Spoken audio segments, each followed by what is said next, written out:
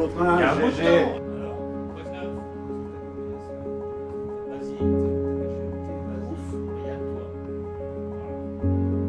Je vous présente un ami de longue date, Frédéric Elbel, grand reporter, journaliste de guerre, journaliste d'enquête. C'est à cet homme-là que je dois le fait d'avoir acheté ma première Rolex. Et puis, j'ai trouvé cet univers absolument fascinant. C'est un pari qu'il a fait, c'est une vision qu'il a eue avant tout le monde. Il faut lui rendre ça, et ça, personne ne peut lui prendre ça. Et à partir de là, on a entretenu une amitié. À chaque fois que je revenais de reportage, d'ailleurs il me prenait pour un fou parce qu'à chaque fois que je partais en reportage, je disais je vais à la chasse au Rolex. Donc que ce soit en Irak, au Liban, et je réussissais à ramener des pièces authentiques. Ça, c'est quand même des pièces qu'on fait l'histoire Rolex. Hein. C'est souvent des pièces organiques et qui ont une histoire incroyable. À chaque fois que je vends une de ces pièces, j'explique l'histoire là. Ça fait longtemps qu'on ne s'est pas vu.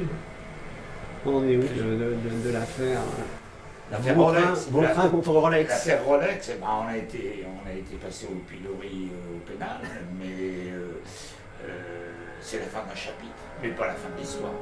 Assieds-toi.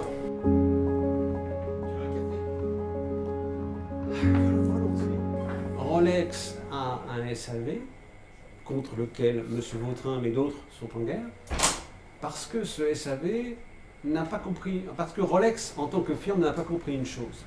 Quand s'est ouvert le marché des Rolex de collection, c'est un Italien, Giovanni Patrizzi, qui a ouvert ce marché de collection. Il a fait une immense vente aux enchères.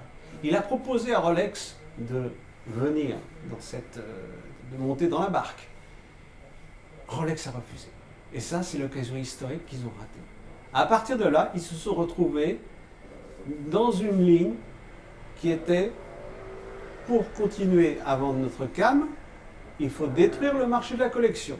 Et c'est ce dont va profiter justement le SAV Rolex, c'est qu'il va jouer en essayant de récupérer, par exemple, il vous dit « Monsieur Elbert, votre pièce de collection, alors écoutez, déjà le verre, c'est pas un verre correct, le cadran, il semble qu'il a l'air de se fracturer un petit peu, puis la lunette, vous voyez, elle est toute fadonne, on n'arrive plus à voir les inscriptions et tout, etc. Et limite, le boîtier, il est poli. Donc, ils peuvent tout changer. Et si moi, je ne m'y connais pas, si je suis monsieur lambda, si je considère que c'est une montre dont je veux qu'elle dure une éternité, je vais dire oui. Et ils vont me dire, on va vous rendre une montre neuve. Et ils me rendent effectivement une montre neuve.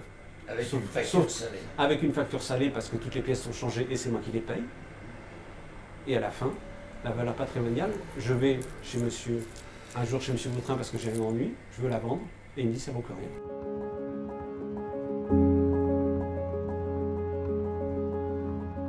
Par exemple, vous avez monsieur Sacha, qui avait fait l'acquisition d'une montre de légende, une Rolex Explorer 2 Steve McQueen, datant de 1973.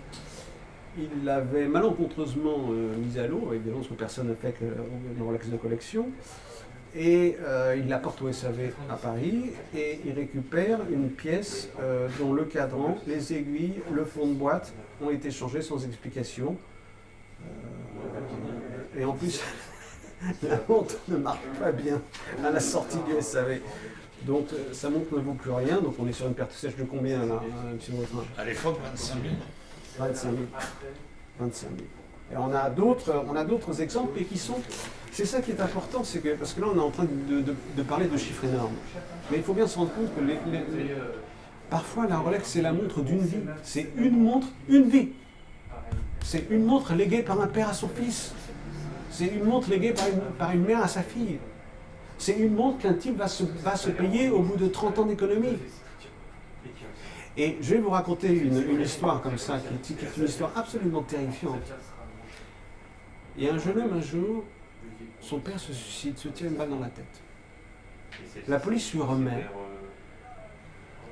dans un sachet rempli de sang la montre que son père portait lorsque celui-ci s'est suicidé.